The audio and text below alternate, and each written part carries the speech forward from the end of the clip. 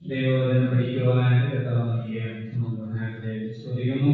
തൻ്റെതായ എല്ലാവർക്കും യേശുവിന്റെ നാമത്തിൽ സുലഭമായ നാമത്തിൽ സ്നേഹം അറിയിക്കുന്നു.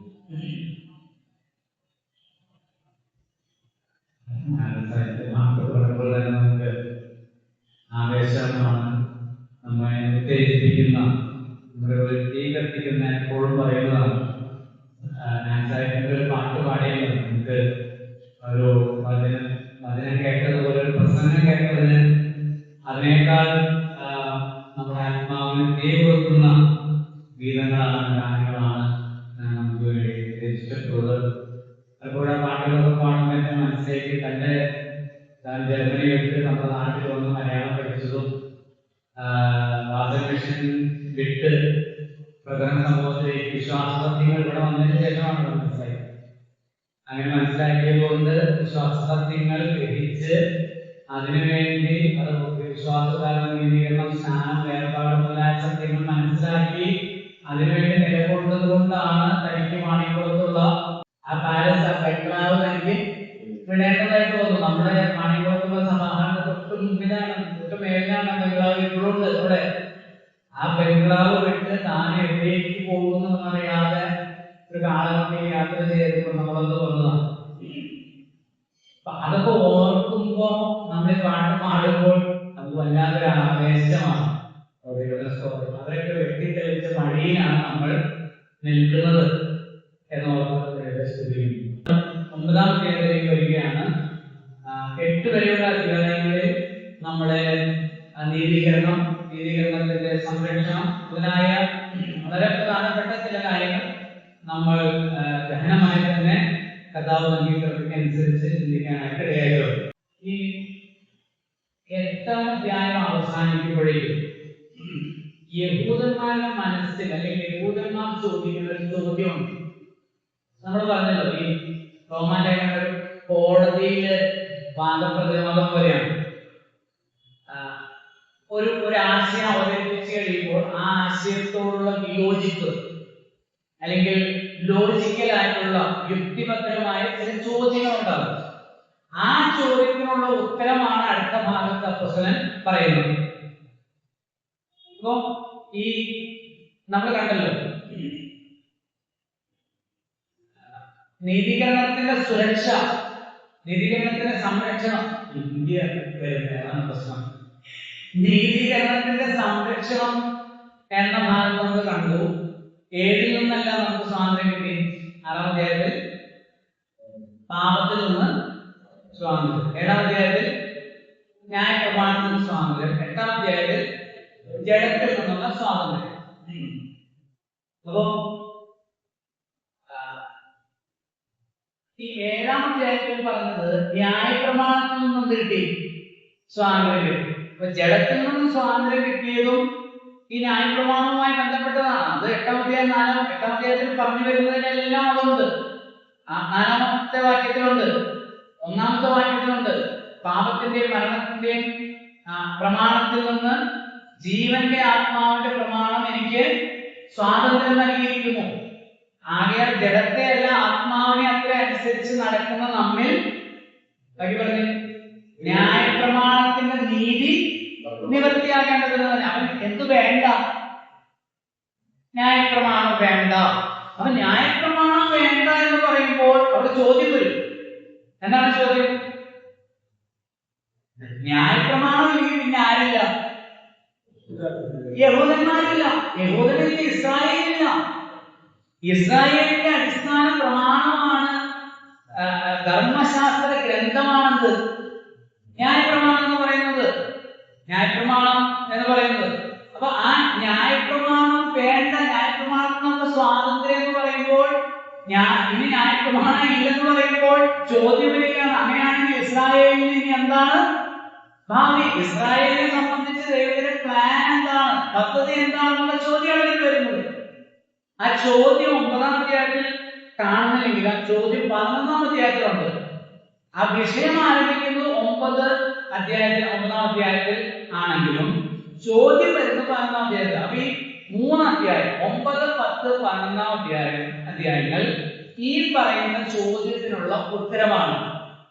ദൈവ ന്യായപ്രമാണത്തെ നീക്കിയെങ്കിൽ ഇനി ഇസ്രായേലിന് ഭാവിയുണ്ടോ, ഇസ്രായേലിനെ സംബന്ധിച്ചുള്ള ദൈവത്തിന്റെ പദ്ധതി എന്താണെന്നുള്ള പ്രതിവാദിയുടെ ചോദ്യത്തിനുള്ള ഉത്തരമാണ് 9, 10, 11. 11 ഒന്നാമത്തെ വാക്യത്തിലാണ് ചോദ്യം കിടക്കുന്നത്. നമുക്ക് വായിച്ചേക്കാം. 11 എന്നാൽ ദൈവം സ്വന്തം ജനത്തെ തള്ളിക്കളഞ്ഞു എന്ന് ഞാൻ ചോദിക്കുന്നു. എന്നാൽ ദൈവം സ്വന്തം ജനത്തെ തള്ളിക്കളഞ്ഞു. ആരെ സ്വന്തം ജനം? ഇസ്രായേൽ. അതൊക്കെ ഞാനും ഇസ്രായേലേ. അപ്പൊ ഇസ്രായേലിനെ ദൈവം തള്ളിക്കളഞ്ഞോ? ന്യായപ്രമാണം ദൈവം മാറ്റിയല്ലോ മാറ്റിയതുകൊണ്ടാണ് ന്യായപ്രമാണത്തിൽ നിന്ന് സ്വാതന്ത്ര്യം ലഭിച്ചിരിക്കുന്നു എന്ന് പറഞ്ഞിരിക്കുന്നത്. ഒരു വാക്യം നമുക്ക് അതിനോട് ചേർന്ന് വേണമെങ്കിൽ വായിക്കാം. എബ്രായ ലേഖനം 7-ാം അധ്യായത്തിന്റെ 11, 12 വാക്യങ്ങൾ വായിച്ചാൽ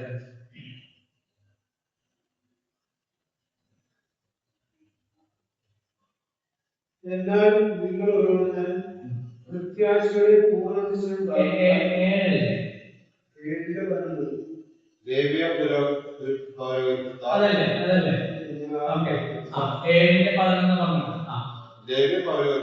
സമ്പൂർണത വന്നെങ്കിൽ അതിന്റെ കീഴിലല്ലോ ജനം ന്യായപ്രമാണം പ്രാപിച്ചത്. അബ്രാഹാമിന്റെ ക്രമപ്രകാരം എന്ന് പറയാതെ മത്സ്യത്തിന്റെ ക്രമപ്രകാരം വേറൊരു പുരോഹിതൻ വരുവാൻ ആവശ്യം. എന്താണ് ആവശ്യം? പൗരോഹിത്യം മാറിപ്പോകുന്ന പക്ഷം ന്യായപ്രമാണത്തിൽ കൂടെ മാറ്റി വരുവാൻ ആവശ്യം. കണ്ടോ? അതായത് യേശുക്രിസ്തു ഏത് ക്രമത്തിലുള്ള പുരോഹിതനായിട്ടാ വന്നേ? പഠിക്കാനല്ല കേട്ടോ, ഒരു കാര്യത്തിനോട് ചേർത്ത് പറയാനാണ്. വളരെ ബൃഹത്തായ വിഷയം ലളിതമായിട്ട് പറയും. ആരുടെ ക്രമത്തിലാണ് യേശുക്രിസ്തു മഹാപുരോഹിതനായിട്ട് വന്നേ? മൽക്കീസദേക്കിന്റെ ക്രമപ്രകാരമാണ്.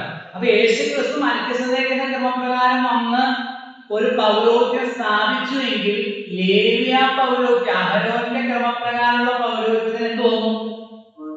മാറ്റം വന്നു, നീക്കം വന്നു. എന്നിട്ട് അടുത്ത വാക്യം 12-ാം വാക്യത്തിൽ പറയുന്നത് പൗരോഹിത്യത്തിന് മാറ്റം വന്നെങ്കിൽ, നീക്കം വന്നെങ്കിൽ ന്യായപ്രമാണം കൂടെ നീങ്ങിപ്പോകാൻ ആവശ്യം. കണ്ടോ? പൗരോഹിത്യം മാറിയോന്ന് പിന്നെ എന്തില്ല? ന്യായപ്രമാണം ഈ പൗരോഹിത്യം പറഞ്ഞിരിക്കുന്നത്. ഇനി ന്യായപ്രമാണം മാറി എന്ന് പറഞ്ഞാൽ ഇസ്രായേൽ എന്ന് പറയുന്ന രാഷ്ട്രത്തെ സംബന്ധിച്ചുള്ള ദൈവത്തിന്റെ പദ്ധതിയുടെ മേൽ ചോദ്യചിഹ്നമാണ്. ദൈവം ഇസ്രായേലിന് നൽകിയ പിതാക്കന്മാർ മുഖാന്തരം ഇസ്രായേൽ എന്ന് പറയുന്ന ആ ജാതിക്ക് നൽകിയ വാഗ്ദത്തങ്ങളോട് ദൈവം അവിശ്വസ്തത കാണിക്കുകയാണോ? ദൈവം പുതിയൊരു സംവിധാനം കൊണ്ടുവന്നു. എബ്രായ ലേഖനത്തിന്റെ ഭാഷയനുസരിച്ച് പറഞ്ഞാൽ 10-ാം അധ്യായം 10-ാം വാക്യം 9-ാം വാക്യം അനുസരിച്ച് പറഞ്ഞാൽ അവൻ രണ്ടാമത്തേതിനെ സ്ഥാപിപ്പാൻ ഒന്നാമത്തേതിനെ നീക്കിക്കളയുമെന്നാണ്. അവ രണ്ടാമത്തേതിനെ സ്ഥാപിച്ച് ഒന്നാമത്തേനെ നീക്കിയിട്ട് രണ്ടാമത്തേതിനെ സ്ഥാപിക്കുന്നുവെങ്കിൽ ദൈവം ഒന്നാമത്തേതിനോട് ചെയ്ത വാഗ്ദത്തങ്ങൾ എവിടെ? ആ വാഗ്ദത്തങ്ങളോട് ദൈവം അവിശ്വസ്തനായി തീർന്നാണോ? അങ്ങനെ ഒന്നാമത്തേതിനോട് ദൈവം അവിശ്വസ്തനായെങ്കിൽ പിന്നെ രണ്ടാമത്തേതിനോട് ദൈവം എങ്ങനെ വിശ്വസ്തനാകാൻ കഴിയുമെന്ന ചോദ്യമാണ് ഈ 9-10 അധ്യായങ്ങൾ പറയാനായി കാരണമായി തീർന്നത്. ദൈവ ന്യായപ്രമാണവും നീക്കി പിതാക്കന്മാരോട് ചെയ്ത വാഗ്ദത്തങ്ങളെ അവിശ്വസ്തനമായി തീർന്നെങ്കിൽ പിന്നെ നിങ്ങൾ ഈ കൊണ്ടുവരുന്ന തത്വം, ഈ പുതിയ ഒരു ദൈവശാസ്ത്രം, അതായത് യേശുക്രിസ്തു സകലമുണ്ട്, അതാണല്ലോ നിങ്ങൾ സ്ഥാപിച്ചത്. നിങ്ങൾ 3, 4, 5 അധ്യായങ്ങളിൽ കൃപയാൽ വിശ്വാസത്താൽ മാത്രം രക്ഷയെന്നും അതിന് കർമ്മങ്ങൾ വേണ്ട, ന്യായപ്രമാണത്തിന്റെ ആചാര അനുഷ്ഠാനങ്ങൾ വേണ്ട എന്നും 6, 7, 8 അധ്യായങ്ങളിൽ ആ ദൈവകൃപയിൽ പരിശുദ്ധാത്മാവിന്റെ നിറവിലാണ് ഒരാൾ വിശുദ്ധിയിൽ പൂർണ്ണനാകുന്നതെന്നും നിങ്ങൾ തെളിയിച്ചു, അല്ലെങ്കിൽ നിങ്ങൾ സ്ഥാപിച്ചു. നമ്മളത് കണ്ടു. 8-ാം അധ്യായത്തിന് 32-ാമത്തെ വാക്യത്തിൽ സ്വന്തം പുത്രനെ ആദരിക്കാതെ എല്ലാവർക്കും വേണ്ടി എല്ലാവർക്കും വേണ്ടി ഏൽപ്പിച്ചു കൊടുത്തവൻ അവനോടുകൂടെ സകലവും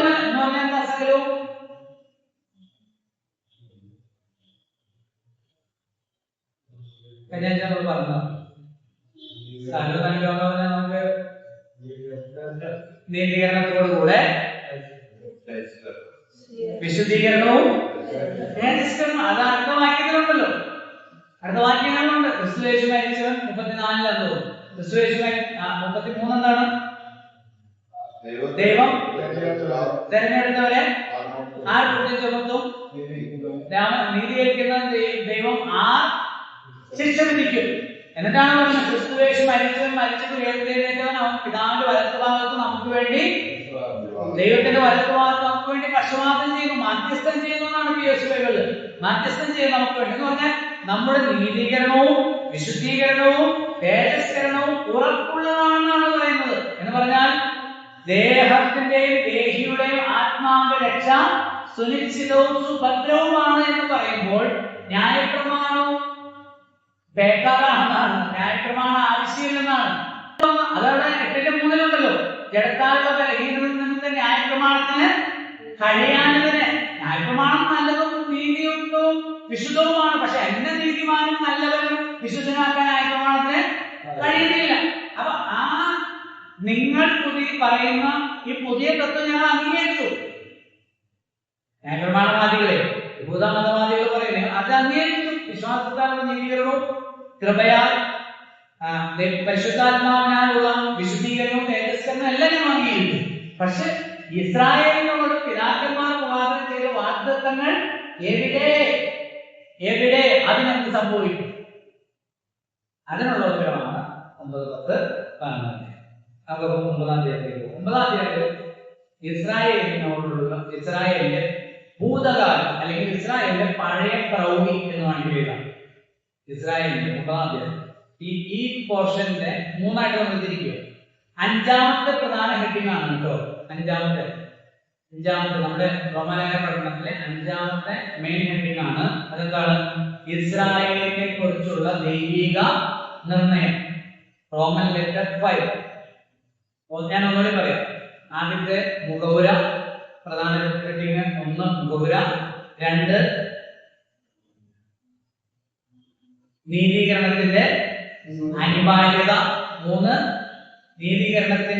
നീതീകരണത്തിനായുള്ള ദൈവിക കരുതൽ, 4 നീതീകരണത്തിന്റെ സംരക്ഷണം. അത് 6, 7, 8 അധ്യായം. 9 മുതൽ 11 വരെയുള്ള അധ്യായങ്ങളിൽ ഇസ്രായേലിനെ കുറിച്ചുള്ള 5ാമത്തെ പ്രധാന ഹെഡിങ് ആണ് ഇസ്രായേലിനെ കുറിച്ചുള്ള ദൈവിക നിർണയം.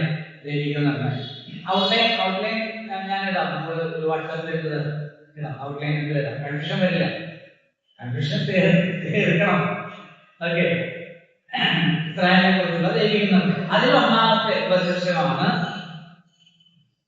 ഇസ്രായേലിന്റെ പഴയ പ്രൗഢി അല്ലെങ്കിൽ ഇസ്രായേലിന്റെ ഭൂതകാലം. 9-ാം അധ്യായം ഇസ്രായേലിന്റെ പഴയ പ്രൗഢി. അധ്യായം 9. അപ്പൊ ഇസ്രായേലിന്റെ ഭൂതകാലം ആണ് അവിടെ പറഞ്ഞിരിക്കുന്നത്. അതിനെ നമുക്കൊന്ന് 3, 4 ഒന്ന് തിരിക്കാം. 1 9-ാം അധ്യായത്തിനെ നമ്മളൊന്ന് ക്ലാസിഫൈ ചെയ്ത് ലളിതമാക്കാം. 1 ദൈവത്തിന്റെ വിശ്വസ്തത. അതാണ് ചോദ്യം. പിതാക്കന്മാരോടുള്ള വാഗ്ദത്തങ്ങൾ ദൈവവിശ്വസ്തനാണോ? വാഗ്ദത്തങ്ങൾ എവിടെ? അപ്പൊ അതാണ് 1ാമത്തെ ഭാഗം. ദൈവത്തിന്റെ വിശ്വസ്തത. 1 മുതൽ 13 വരെയുള്ള വാക്യം നമുക്ക് വായിക്കാം. 1 മുതൽ 13 വരെ വായിച്ചാട്ടെ. ദൈവത്തിന്റെ വിശ്വസ്തത 1 മുതൽ 13 വരെയുള്ള വാക്യം. ഞാൻ സത്യം പറയുന്നു, ഞാൻ പറയുന്ന ദോഷമല്ല, എനിക്ക് വരെ ദുഃഖം ഹൃദയങ്ങളിലൂടാതെ മോഹവും ഉണ്ട് എന്നു എന്റെ മനസ്സാക്ഷി എനിക്ക് സത്യാത്മാവിൽ സാക്ഷിയായിരിക്കുന്നു. ജഡപ്രകാരം എന്റെ സാധകരായ എന്റെ സഹോദരന്മാർക്ക് വേണ്ടി ഞാൻ തന്നെ ക്രിസ്തുവിനോട് വേർപെട്ടു സാമർത്ഥ്യമാവാൻ ഞാൻ ആഗ്രഹിക്കുമായിരുന്നു.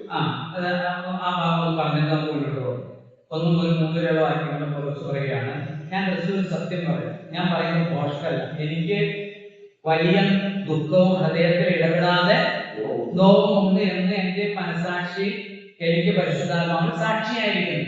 എന്തിനായിരുന്നു ദുഃഖവും നോവും മനസ്സിൽ? എന്തിനാ? നിങ്ങൾ വിചാരിക്കുന്ന പോലെ എനിക്കൊരു ദുഃഖവും വിഷമവും ഇല്ലെന്നല്ല. എന്റെ ഉള്ളിൽ എന്തുണ്ട്? വളരെ വിഷമമുണ്ട്, വേദനയുണ്ട്, ദുഃഖമുണ്ട്.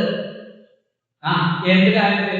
3-ാം വാക്യം, ജഡപ്രകാരം എന്റെ ചാർച്ചക്കാരായ എന്റെ സഹോദരന്മാർക്ക് വേണ്ടി ഞാൻ തന്നെ ക്രിസ്തുവിനോട് വേർപെട്ട് ശാപഗ്രസ്തനാകുവാൻ ഞാൻ ആഗ്രഹിക്കാമായിരുന്നു എന്ന് പറഞ്ഞാൽ, ക്രിസ്തുവിനെ സ്വീകരിച്ചപ്പോൾ എനിക്ക് എന്ത് ചെയ്യേണ്ടി വന്നു? ജഡപ്രകാരം എന്റെ സഹോദരന്മാരായ ചാർച്ചക്കാരിൽ നിന്ന് വേർപെടേണ്ടതായിട്ട് വന്നു. ജഡപ്രകാരമുള്ള ചാർച്ചക്കാരായ സഹോദരന്മാരായ ഇസ്രായേലിയർ, യഹൂദന്മാർ. അപ്പൊ അവരോട് വേർപെട ഇന്ന് എന്തുകൊണ്ടാണ് ആളുകൾക്ക് രക്ഷിക്കപ്പെടാൻ കഴിയാത്തത്? ഈ പറയുന്ന സത്യങ്ങൾ സത്യമല്ല എന്ന് തോന്നുന്നത് കൊണ്ടാണോ? അല്ല, പിന്നെന്താ? യേശുവിനെ കർത്താവായി അംഗീകരിച്ചാൽ എന്ത് ചെയ്യേണ്ടതായിട്ട് വരും? വേർപെടേണ്ടതായിട്ട് വരും. അതുകൊണ്ട് ഞാൻ സാധാരണയായിട്ട് തീർച്ചയായിട്ടും പറയുമ്പോൾ ആദ്യത്തെ കൂടിക്കാഴ്ചയിൽ തന്നെ എനിക്ക് പറയിപ്പിക്കാറില്ല. സാധാരണഗതി 2, 3, 4, 5, 6 പ്രാവശ്യം കണ്ട് കാര്യങ്ങളൊക്കെ വ്യക്തമായതിനു ശേഷം നിങ്ങൾക്ക് താല്പര്യമുണ്ടോ എനിക്ക് പറയാൻ? അപ്പൊ സാധാരണഗതിയായി ഏറ്റുവാസിൽ അപൂർവമായിരിക്കും. കാരണം ആളുകൾക്കറിയാം യേശുവിനെ കർത്താവായി സ്വീകരിച്ചാൽ എന്ത് ചെയ്യേണ്ടതായിട്ട് വരും? ഇനി എനിക്ക് ന്യായപ്രമാണം അനുഷ്ഠിക്കാൻ, മതകർമ്മങ്ങളിൽ ആശ്രയിക്കാൻ എനിക്ക് കഴിയില്ല. യേശു എനിക്ക് വേണ്ടി ചെയ്ത ആ രക്ഷാവേലി സമ്പൂർണ്ണമായി ആശ്രയിക്കുമ്പോൾ ഇതിനെ ഉപേക്ഷിക്കേണ്ടതായിട്ട് വരുമെന്ന് അറിയാം. അപ്പൊ പൗലോസ് പറയാണ്, ഞാൻ ജനിച്ചു വളർന്ന ജഡപ്രകാരം എനിക്ക് ബന്ധമുള്ള എന്റെ സഹോദരന്മാരായ ഇസ്രായേലിനോട് ഞാൻ വേർപെട്ടതിൽ എനിക്ക് എന്തുണ്ട്? ദുഃഖമുണ്ട്, വേദനയുണ്ട്. ഇല്ലേ? നമ്മൾ രക്ഷിക്കപ്പെട്ടാലും വന്നപ്പോ നമുക്ക് എന്തുണ്ടായിട്ടുണ്ട്? ദുഃഖമുണ്ടായിട്ടുണ്ട്, വിഷമങ്ങളുണ്ടായിട്ടുണ്ട്. തീർച്ചയായിട്ടും രക്ഷിക്കപ്പെട്ട് വേർപെട്ട് വരുന്നവർക്ക് ഒരു ദുഃഖം ഇല്ലെന്നല്ല. ആത്മീയ സന്തോഷം ഉള്ളപ്പോൾ തന്നെ ഉള്ളിൽ എന്തുണ്ട്? വേദനയുണ്ട്. അപ്പം പൗലോസ് പറയുന്നത്, ഞാൻ എന്ത് ചെയ്യാമായിരുന്നു? അങ്ങനെ ക്രിസ്തുവിനോട് വേണമെങ്കിൽ വേർപെട്ട് ഞാൻ എന്റെ സഹോദരന്മാരോട് ചേരാമായിരുന്നു. പക്ഷെ ഞാൻ അങ്ങനെ ചെയ്യുമ്പോൾ ഞാൻ ആരായിത്തീരും? ശാപഗ്രസ്തനായിത്തീരും. ഞാൻ എന്റെ ജഡപ്രകാരമുള്ള എന്റെ സഹോദരന്മാരോട്, അതുകൊണ്ടല്ലേ സഹോദരന്മാരെ ലോകത്തിൽ ഇതവരെയൊന്നും കോടാനുകോടി മനുഷ്യർ നമ്മൾ പാടുപോലെ കൂട്ടം പെരുത്തു കുലവും പെരുത്തു. അപ്പൊ കൂട്ടുകാരും പെരുത്തിട്ടും ക്രിസ്തു മതി എന്ന് പറഞ്ഞ് ഈ നമ്മള് അതാണ് അവിടെ ഈ 8-ാമത്തെ പറഞ്ഞ് അവസാനിപ്പിക്കുന്ന ഭാഗം. അതാണ് എന്താ? മരണത്തിനോ ജീവനോ ഉയരത്തിനോ ആഴത്തിനോ ഇപ്പോഴുള്ളതിനോ വരുവാനുള്ളതിനോ വാഴ്ചകൾക്കോ അധികാരങ്ങൾക്കോ ദൂതന്മാർക്കോ, പിന്നെ അതിനു മുമ്പ് പറയുന്നുണ്ട് ആപത്തോ വാളോ പട്ടിണിയോ നഗ്നതയോ ഒന്നിനും എന്ത് ചെയ്യാൻ കഴിയില്ല? ക്രിസ്തുവിൽ നിന്ന് വേർതിരിക്കാൻ കഴിയില്ല. അപ്പൊ ഇതെന്താ വേർതിരിക്കാൻ കഴിയാത്തതെന്ന് വെച്ചാൽ 1.5 ലക്ഷം 2 ലക്ഷം 5 ലക്ഷം കിട്ടിയിട്ടല്ല, വീട് പണിത് കിട്ടിയിട്ടല്ല. പിന്നെ ക്രിസ്തുവിൽ നിന്ന് വേർപെട്ടാൽ ഞാൻ ആരായിത്തീരും?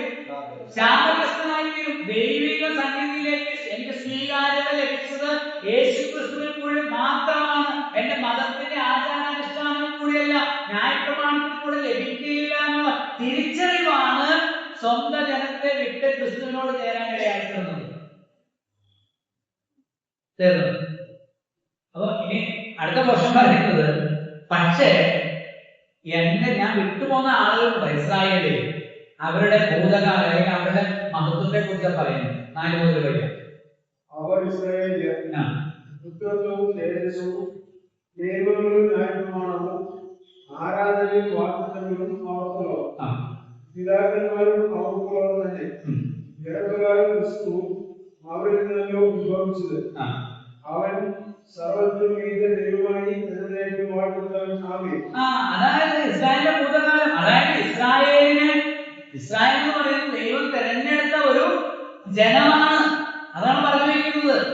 ദൈവം അവർക്ക് അവിടെ പറയുന്നത് എന്താണ്? അവർ ഇസ്രായേലിയർ പുത്രത്വവും തേജസ്സും നിയമങ്ങളും ന്യായപ്രമാണവും ആരാധനയും വാഗ്ദത്തങ്ങളും അവർക്കുള്ളവ, പിതാക്കന്മാരും അവർക്കുള്ളവർ തന്നെ.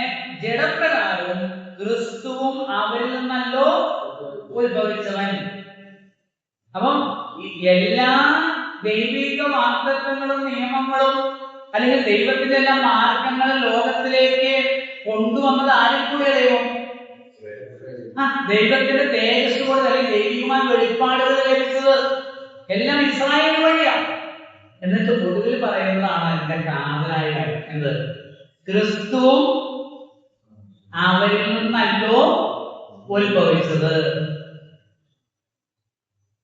ആ വാക്യം മനസ്സിലേക്ക് എപ്പോഴും ഓടി വരുന്നത് യോഹന്നാൻ സുവിശേഷം 4-ാം അധ്യായത്തിൽ കർത്താവ് ശമരിയാസിനോട് പറഞ്ഞതാണ്. എന്താണ് പറഞ്ഞത്?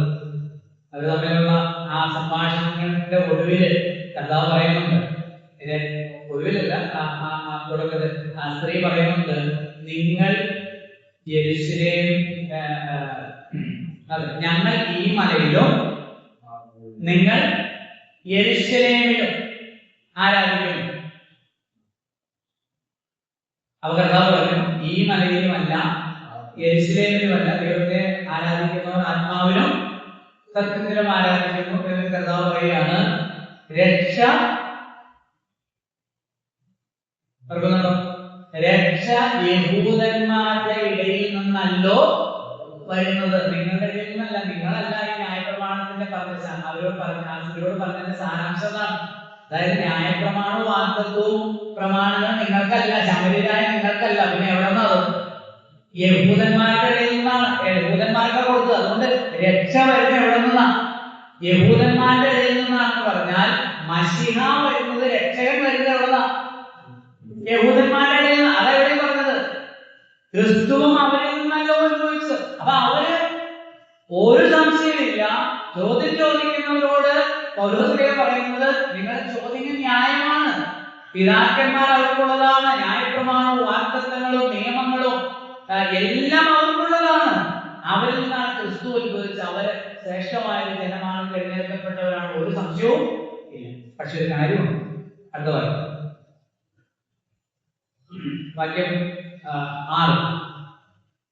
ആമേൻ. ദൈവവചനം വൃഥാവായി പോയെന്നല്ല, ഇസ്രായേലിൽ നിന്ന് ഉത്ഭവിച്ചതെല്ലാം ഇസ്രായേല് എന്നും അബ്രഹാം സന്തതിയായാൽ എല്ലാവരും മക്കൾ എന്ന് വരികയില്ല. 6-7 വാക്യങ്ങൾ. ദൈവവചനം വൃഥാവായി പോയി എന്നല്ല എന്ന് പറഞ്ഞാൽ ദൈവം ഈ വാഗ്ദത്തങ്ങൾ ചെയ്തു, നിയമം കൊടുത്തു, ന്യായപ്രമാണം കൊടുത്തതും ദൈവം പറഞ്ഞ കാര്യങ്ങളൊക്കെ എന്തായി പോയിട്ടില്ല? വൃഥാവായി പോയിട്ടില്ല. ദൈവം കാല് മാറിയിട്ടില്ല, ദൈവം വാക്ക് മാറിയിട്ടില്ല. നിങ്ങളത് മനസ്സിലാക്കിയതിലുള്ള കുഴപ്പമാണ്. നിങ്ങളത് ഇന്റർപ്രറ്റ് ചെയ്തതിലുള്ള, നിങ്ങളത് വ്യാഖ്യാനിച്ചതിലുള്ള കുഴപ്പമാണ്. എന്നിട്ട് പറയൂ 6-ാം വാക്യം, ദൈവവചനം വൃഥാവായി പോയി എന്നല്ല, ഇസ്രായേലിൽ നിന്ന് ഉത്ഭവിച്ചവരെല്ലാം ഇസ്രായേലല്ല. അബ്രഹാമിന്റെ സന്തതിയാകിയാൽ എല്ലാവരും മക്കളെന്ന് വരികയില്ല. അപ്പൊ അത് കാര്യം മനസ്സിലാക്കണം. അവിടെ താഴെ വിശദീകരിക്കുന്നുണ്ട്, ഇസ്ഹാക്കിൽ നിന്ന് ജനിക്കുന്നവൻ നിന്റെ സന്തതി എന്ന് വിളിക്കപ്പെടും എന്നേ ഉള്ളൂ എന്ന് പറഞ്ഞാൽ അബ്രഹാമിൽ നിന്ന് ദൈവാർഗം വാഗ്ദത്തം കൊടുത്തു, അബ്രഹാമിന് വാഗ്ദത്തം കൊടുത്തു. അങ്ങനെയാണെങ്കിൽ അബ്രഹാമിന്റെ സന്തതികൾക്ക് എന്ത് ലഭിക്കണം? എല്ലാവർക്കും വാഗ്ദത്തം ലഭിക്കണം. എല്ലാവർക്കും ഉണ്ടോ? ഇല്ല. അബ്രഹാമിന് ആദ്യം ജനിച്ചത് ആരാ?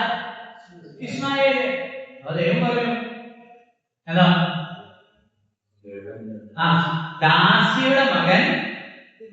ഗലാത്യലേഖനം ഈ പോർഷൻ ഗലാത്യലേഖനം 4-ാം അധ്യായത്തിൽ 21 മുതൽ 31 വരെയുള്ള വാക്യങ്ങൾ ചേർത്ത് പഠിക്കണം.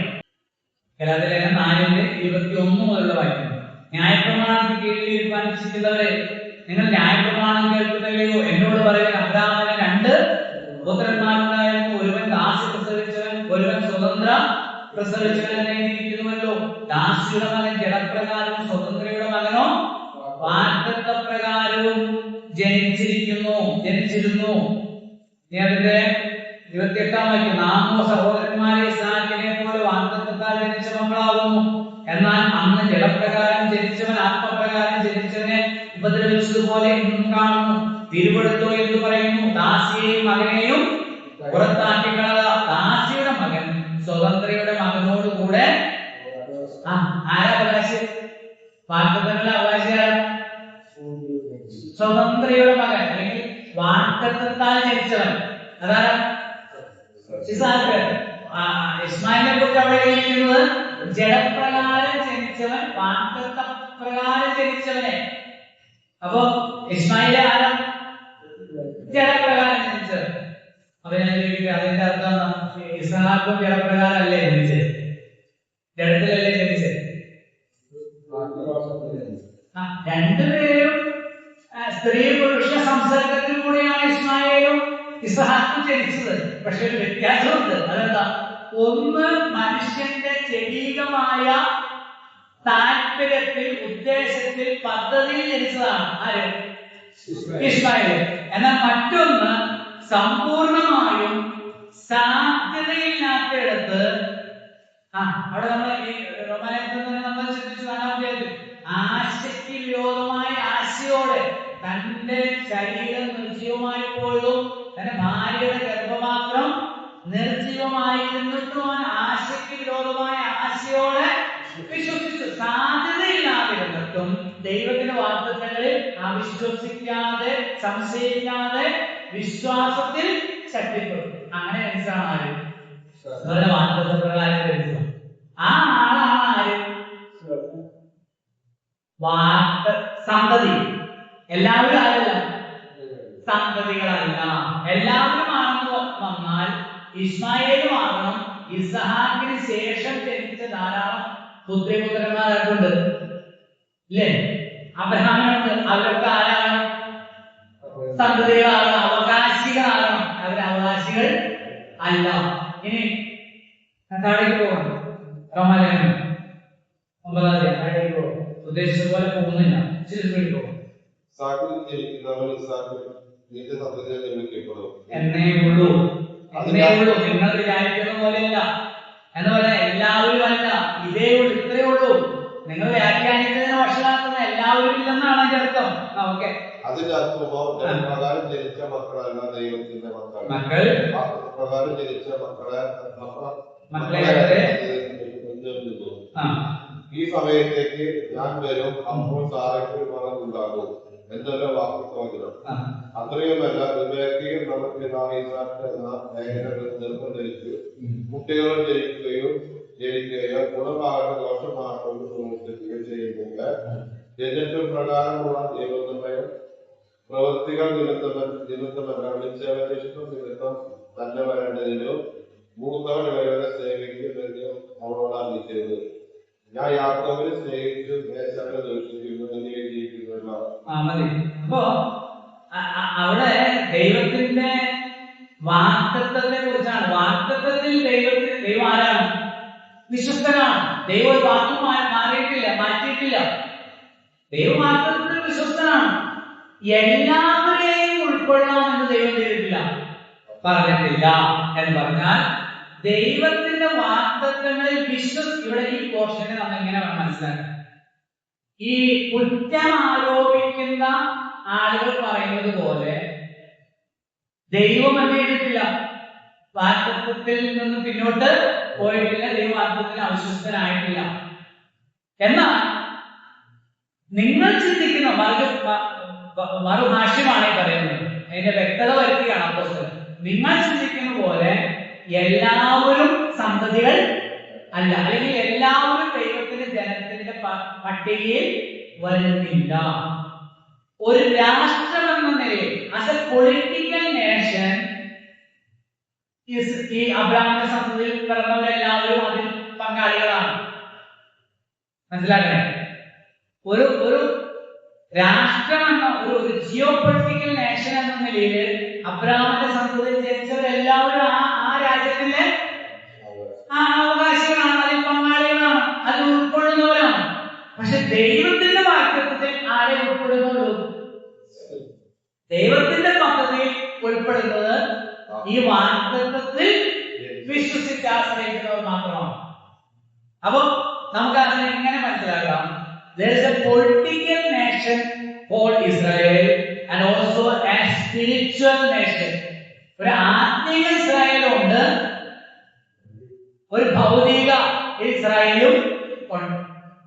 അപ്പൊ ദൈവത്തിന്റെ ഇസ്രായേൽ, അതാണ് ഗലാത്യലേഖനത്തിന്റെ ഒടുവിൽ പറഞ്ഞത്. ഇതേ വിഷയമാണല്ലോ ഗലാത്യലേഖനത്തിൽ പറയുന്നത്. വിശ്വാസീകരണം ന്യായപ്രമാണവുമായിട്ട് കൂട്ടി യോജിപ്പിച്ച് പറയുന്ന ഒരു കാര്യമാണ് ഗലാത്യലേഖനത്തിൽ. അപ്പൊ അവിടെ ഒടുവിൽ 6-ാം അധ്യായത്തിൽ ഒടുവിൽ പറയുന്നത് ദൈവത്തിന്റെ ഇസ്രായേലിനും സമാധാനം ഉണ്ടാകട്ടെ എന്ന് പറയുന്നുണ്ട്. അതേതാ ഇസ്രായേൽ? ഈ ദൈവിക വാഗ്ദത്തങ്ങളിൽ, ദൈവിക വാഗ്ദത്തത്തിന്റെ കാതലെന്താ? ക്രിസ്തുവാണ് ദൈവികമാണ്. ന്യായപ്രമാണവും പ്രവാചകന്മാരും സങ്കീർത്തനങ്ങളും എല്ലാം പറയുന്ന വാഗ്ദത്തം ആരാ? ക്രിസ്തുവാണ്. അപ്പൊ ആ ക്രിസ്തുവിൽ വിശ്വസിച്ച് ജീവരക്ഷ പ്രാപിച്ച യഹൂദന്മാരെ ഉദ്ദേശിച്ചാണ് ദൈവത്തിന്റെ ഇസ്രായേൽ, ആത്മീയ ഇസ്രായേൽ. നമ്മളല്ല ആത്മീയ ഇസ്രായേൽ, നമ്മൾ ദൈവസഭയാണ്.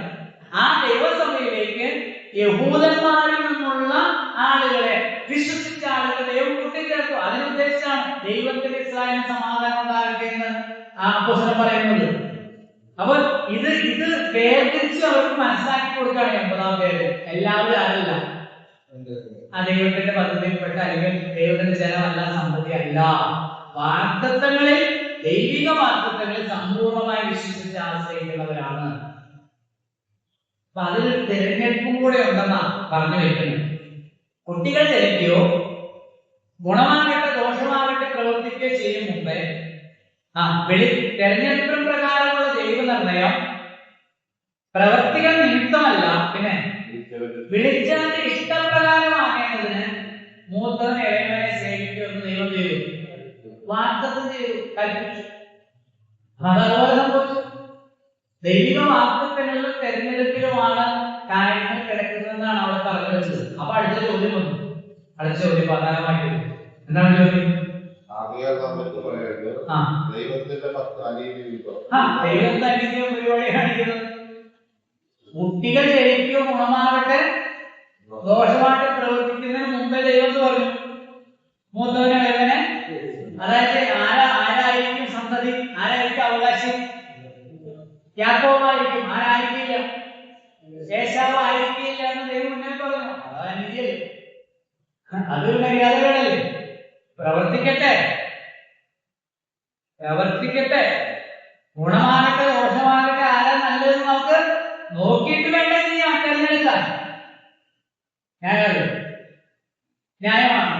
അപ്പൊ അതിനുള്ള ഉത്തരമാണ് അടുത്ത പോർഷൻ 14-18 വരെ. ദൈവത്തിന്റെ നീതി, ദൈവത്തിന്റെ നീതി.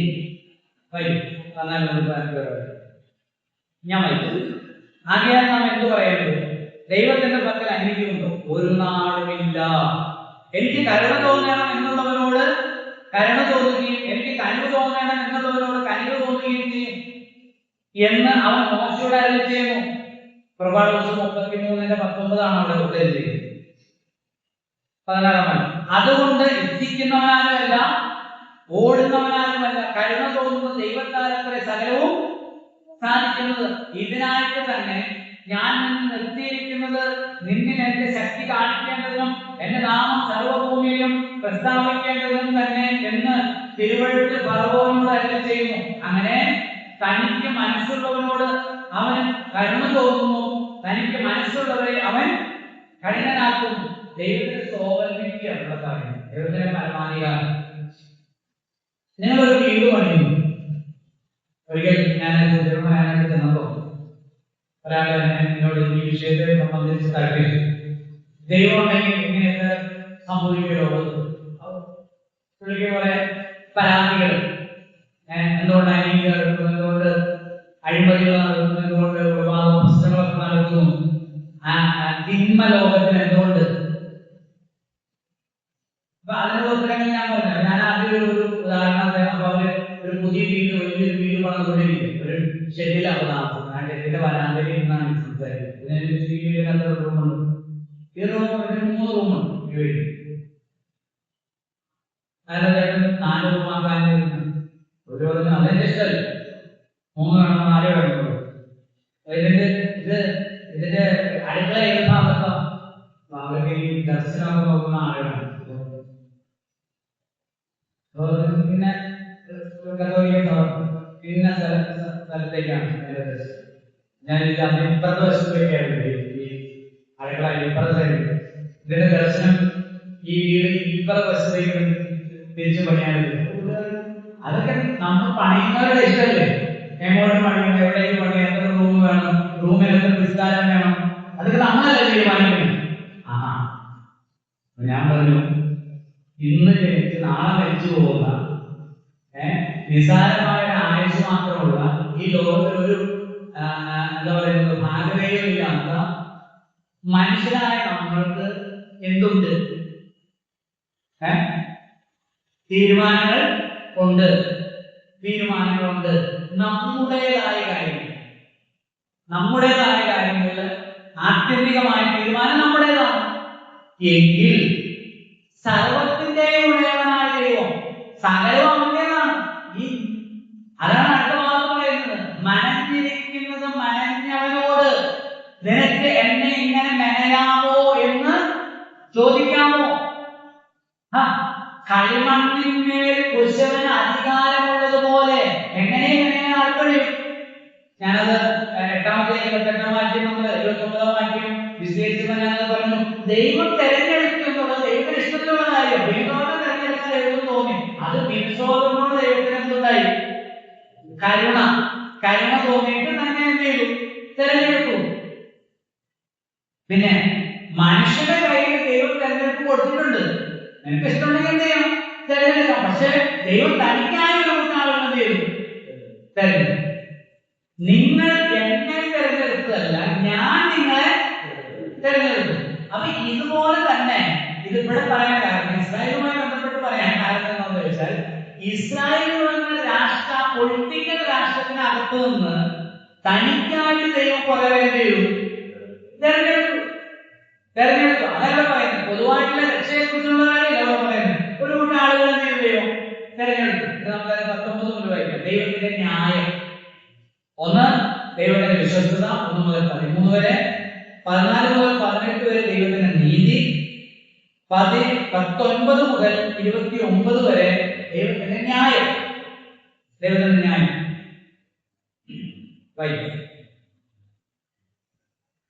ആകയാൽ അവൻ പിന്നെ കുറ്റം പറയുന്നത് എന്ത്? ആരവന്റെ ഇഷ്ടത്തോട് എതിർത്ത് നിൽക്കുന്നു എന്ന് നീ എന്നോട് ചോദിക്കും. അതായത് ദൈവം തന്നെയല്ലേ തെരഞ്ഞെടുക്കുന്നത്, ദൈവം തന്നെയല്ലേ തെരഞ്ഞെടുക്കാതിരിക്കുന്നത്. അപ്പൊ പിന്നെ ദൈവത്തിനെ കുറ്റം പറയാൻ കഴിയും? ആരവന്റെ ഇഷ്ടത്തോട് മാർക്ക് നൽകും എന്ന് നീ എന്നോട് ചോദിക്കും എന്ന് പറഞ്ഞാൽ പൗലോസ്ലീഹയോട് അല്ലെങ്കിൽ ഈ ആശയം പറയുന്നവരോട് ചോദിക്കും. അപ്പൊ അതിനുള്ള ഉത്തരമാണ് 20-ാം വാക്യം. അയ്യോ മനുഷ്യ, ദൈവത്തോട് പ്രത്യുത്തരം പറയുന്ന നീയാ മനഞ്ഞിരിക്കുന്നത് മനഞ്ഞവനോട് നീ എന്നെ ഇങ്ങനെ ചമച്ചത് എന്ത് എന്ന് ചോദിക്കുവോ? അല്ല കുശവന, അതേ പിണ്ടത്തിൽ നിന്ന് ഒരു പാത്രം മാനത്തിനും മറ്റൊരു പാത്രം അപമാനത്തിനും ഉണ്ടാക്കുവാൻ കളിമണ്ണിന്മേൽ അധികാരം ഇല്ലയോ? ഇവിടെ പറയുന്നത് വ്യക്തി, നമ്മൾ എപ്പോഴും ഓർക്കണേ, റോമാലേഖനം 9-10 പറഞ്ഞ അദ്ദേഹം പറയുന്ന കാര്യങ്ങൾ വ്യക്തിപരം അല്ല. വ്യക്തിപരമായ തെരഞ്ഞെടുപ്പോ മറ്റോ അല്ല. ഇവിടെ പറഞ്ഞിരിക്കുന്ന രാഷ്ട്രത്തെ, ഇസ്രായേൽ എന്ന രാഷ്ട്രത്തെ ഉദ്ദേശിച്ച. അപ്പൊ ഇസ്രായേൽ എന്ന് പറയുന്ന രാഷ്ട്രത്തെ ലോകത്തിന്റെ ഉള്ളിൽ ദൈവം തെരഞ്ഞെടുത്ത് തനിക്കായി നിർത്തിയതുപോലെ ഇസ്രായേൽ എന്ന് പറയുന്ന രാഷ്ട്രത്തിനകത്ത് നിന്ന് ദൈവം ഒരു കുറെ ആളുകൾ തനിക്കായി തെരഞ്ഞെടുത്തു. അതിന് ദൈവത്തിനുണ്ട്, അധികാരമുള്ള അവകാശമുണ്ട്. ദൈവം പരമാധികാരിയാണ്. ഈ സോവറിൻ, ദൈവത്തിന് അതിനുള്ള അവകാശമുണ്ട്.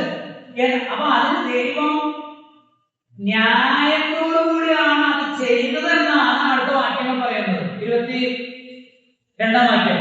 എന്നാൽ ദൈവം തന്റെ കോപം കാണിപ്പാനും ശക്തി വെളിപ്പെടുത്തുവാനും യഹൂദന്മാരിൽ നിന്ന് മാത്രമല്ല ജാതികളിൽ നിന്നും വിളിച്ച് തേജസ്സനായി മുന്നൊരുക്കിയ കരുണാപാത്രങ്ങളായ നമ്മിൽ തന്റെ തേജസ്സിന്റെ ധനം വെളിപ്പെടുത്തുവാനും ഇച്ഛിച്ചിട്ട് നാശയോഗ്യമായ കോപപാത്രങ്ങളെ വളരെ ദീർഘക്ഷമയോടെ സഹിച്ചെങ്കിൽ എന്ത്? അപ്പൊ ദൈവം ഏതെങ്കിലും ഒരു കുട്ടിയോട് മാത്രം ചെയ്ത കാര്യമല്ല. ആരോടൊക്കെ ചെയ്തിട്ടുണ്ട്? യഹൂദന്മാരോടും ജാതികളോടും. ജാതികളിൽ നിന്നും യഹൂദന്മാരിൽ നിന്നും ദൈവത്തിന്റെ കോപം പ്രദർശിപ്പിക്കുവാനും അല്ലെ ദൈവത്തിന്റെ കരുണ പ്രദർശിപ്പിക്കുവാനുമായിട്ട് ഒരു കൂട്ടം ആളുകൾ ദൈവം എല്ലായിടത്തും ദൈവം ചെയ്തിട്ടുണ്ട്. ഒരു ലോകത്തിലെ, അതുകൊണ്ടാണ് വെളിപ്പാട് പുസ്തകത്തിൽ പറയുന്നത്, ദൈവത്തെ സ്തുതിക്കുന്നവരുടെ കൂട്ടത്തിൽ, കുഞ്ഞാടിനെ ആരാധിക്കുന്നവരുടെ കൂട്ടത്തിൽ ആരുണ്ട്? സകല ഗോത്രങ്ങളിൽ നിന്നും ഭാഷയിൽ നിന്നും ജാതിയിൽ നിന്നും വംശത്തിൽ നിന്നുള്ളവരുണ്ട്. ആരെങ്കിലും ഞങ്ങളെ എന്തിനാണ് ഒഴിവാക്കിയത്, ഞങ്ങളെ എന്തുകൊണ്ട് തെരഞ്ഞെടുപ്പില്ല എന്ന് പറയാതിരിക്കാൻ തക്കവണ്ണം സകല കുടുംബത്തിനും പേർ വരുവാൻ കാരണമായി തീർന്നവരാണ് ദൈവം. ദൈവത്തിന് അതായത് ദൈവത്തിന് ന്യായം ഉണ്ട്. ദൈവത്തിന് ന്യായമുണ്ട്. 24 25 എന്റെ ജനമല്ലാത്തവരെ എന്റെ ജനമെന്നും പ്രിയയല്ലാത്തവരെ പ്രിയ എന്നും ഞാൻ വിളിക്കും.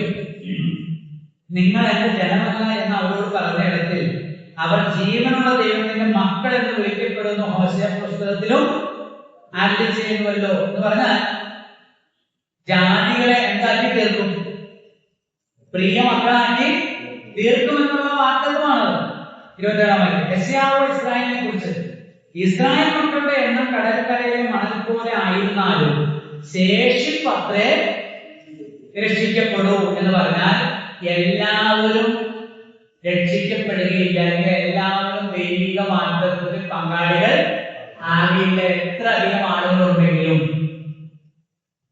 രക്ഷിക്കപ്പെടും. 28 കർത്താവ് ഭൂമിയിൽ തന്റെ വചനം നിവർത്തിച്ച് ക്ഷണത്തിൽ തീർക്കും എന്ന് വിളിച്ചു പറയുന്നു. സൈന്യങ്ങളുടെ കർത്താവ് നമുക്ക് സന്തതിയെ ശേഷിപ്പിച്ചില്ലെങ്കിൽ നാം സോദോമെ പോലെ ആകുമായിരുന്നു, ഗൊമോരയ്ക്ക് സദൃശ്യമാകുമായിരുന്നു എന്ന് യെശയ്യാ മുമ്പ് കൂട്ടി പറഞ്ഞിരിക്കുന്നുവല്ലോ. എന്ന് പറഞ്ഞാൽ എല്ലാവരും ദൈവിക വാഗ്ദത്തങ്ങളിൽ അല്ലെങ്കിൽ ദൈവിക പദ്ധതിയിൽ പങ്കാളികൾ അല്ല. തിരഞ്ഞെടുക്കപ്പെട്ടവരത്രേ പങ്കാളികൾ, അല്ലെങ്കിൽ ദൈവിക വാഗ്ദത്തങ്ങളിൽ വിശ്വസിക്കുന്നവർ മാത്രമാണ് പങ്കാളികളാകുകയുള്ളൂ. ഒടുവിലത്തെ ഭാഗം 1 നമ്മൾ കണ്ടു, ദൈവത്തിന്റെ വിശ്വസ്തത, 2 ദൈവത്തിന്റെ നീതി, 3 ദൈവത്തിന്റെ ന്യായം, 4 ദൈവത്തിന്റെ കൃപ. അല്പസമയം കൂടെ എടുത്ത് കുറച്ച് നമുക്ക് അവസാനിപ്പിക്കാം. ദൈവത്തിന്റെ കൃപ 30 മുതൽ 33 വരെയുള്ള വാക്യങ്ങൾ, 30 മുതൽ 33 വരെ. ആകയാൽ നാം എന്ത് പറയരുത്? നീതിയെ പിന്തുടരാത്ത ജാതികൾ നീതി പ്രാപിച്ചു. വിശ്വാസത്താലുള്ള നീതി തന്നെ. നീതിയുടെ പ്രമാണം പിന്തുടർന്ന ഇസ്രായേലോ ആ പ്രമാണത്തിൽ എത്തിയില്ല. അതെന്തുകൊണ്ട്? അവർ വിശ്വാസത്താലല്ല പ്രവൃത്തികളാൽ അന്വേഷിച്ചത് കൊണ്ട് തന്നെ അവർ ഇടർച്ചക്കല്ലിന്മേൽ തട്ടി ഇടറി. ഇതാ ഞാൻ സിയോനിൽ ഇടർച്ചക്കല്ലും തടങ്കൽ പാറയിൽ വെക്കുന്നു, അവന് വിശ്വസിക്കുന്നവൻ ലജ്ജിച്ചു പോവുകയില്ല എന്ന് എഴുതിയിരിക്കുന്നല്ലോ. ഇവിടെ വീണ്ടും ഞാനത് ഒന്നുകൂടി പറയുകയാണ്. അതായത് അവിടെ പറയുക, നീതിയുടെ പ്രമാണം പിന്തുടർന്ന ഇസ്രായേൽ ആ പ്രമാണത്തിൽ എത്തിയില്ല. നീതിയെ പിന്തുടരുന്ന ജാതികൾ അതിനെ തുടർന്നല്ലേ. അപ്പൊ നമുക്ക് പറഞ്ഞു കഴിഞ്ഞാൽ അതെ, ആകയാൽ നാം എന്ത് പറയുന്നു? നീതിയെ പിന്തുടരാത്ത ജാതികൾ നീതി പ്രാപിച്ചു. വിശ്വാസത്താലുള്ള നീതി തന്നെ. നീതിയുടെ പ്രമാണം പിന്തുടർന്ന ഇസ്രായേലോ. അപ്പൊ ഇത് ഇവിടെ പറയുന്നത് ഓരോരോ വ്യക്തികളെ കുറിച്ചല്ല, ഇസ്രായേൽ ആസ് എ ഹോൾ, ഇസ്രായേലിനെ മുഴുവനായിട്ടും പിന്നെ ജാതികളെ മുഴുവനായിട്ടാണ്. ജാതികൾ ഇസ്രായേലിനെ ചേർത്തുള്ള ദൈവിക പദ്ധതിയാണ് സഭ എന്നുള്ളത് ആർക്കും മനസ്സിലാവുന്നില്ല. ഇസ്രായേലിന് മനസ്സിലാകുന്നില്ല. അത് മനസ്സിലാക്കി കൊടുക്കുക. അപ്പൊ ഇസ്രായേൽ രാഷ്ട്രം എന്ന നിലയിൽ ദൈവത്തിന്റെ നീതി പ്രാപിക്കാൻ അവർക്ക് കഴിഞ്ഞില്ല. അവിടെ ഇസ്രായേൽ എന്തുകൊണ്ട് ദൈവനീതി പ്രാപിച്ചില്ല എന്ന് പറയുമ്പോൾ ഇസ്രായേൽ ആരും പ്രാപിച്ചില്ലെന്നാണ് അതിന്റെ അർത്ഥം. അല്ല, ആസ് എ നേഷൻ, ഒരു രാഷ്ട്രം എന്ന നിലയിൽ, ഒരു രാജ്യം എന്ന നിലയിൽ ദൈവത്തിന്റെ നീതി മനസ്സിലാക്കുന്നതിൽ അവർ പരാജയപ്പെട്ടതാണ്. ആകെ നാം എന്ത് പറയുന്നു? നീതിയെ പിന്തുടരാത്ത ജാതികൾ. അപ്പൊ നീതിയെ പിന്തുടർന്നവരാണ്, ന്യായപ്രമാണം വെച്ച് പിന്തുടർന്നുകൊണ്ടിരുന്നവരാണ് ആര്? ഇസ്രായേൽ. അത് പിന്തുടരാത്ത ന്യായപ്രമാണം ഇല്ലാത്ത ആളുകളാണ് ആര്? ജാതികൾ. അവർ നീതി പ്രാപിച്ചു. എങ്ങനെയുള്ള നീതി? വിശ്വാസത്താലുള്ള നീതി. നീതിയെ പിന്തുടർന്ന ഇസ്രായേലോ ആ നീതിയിൽ, ആ പ്രമാണത്തിൽ എത്തിയില്ല. എന്തുകൊണ്ട്? അവർ വിശ്വാസത്താലല്ല പ്രവർത്തികളാൽ അന്വേഷിച്ചുകൊണ്ട് ഇടർച്ചക്കല്ലിനെ തട്ടി ഇടന്നു. ഇന്ന്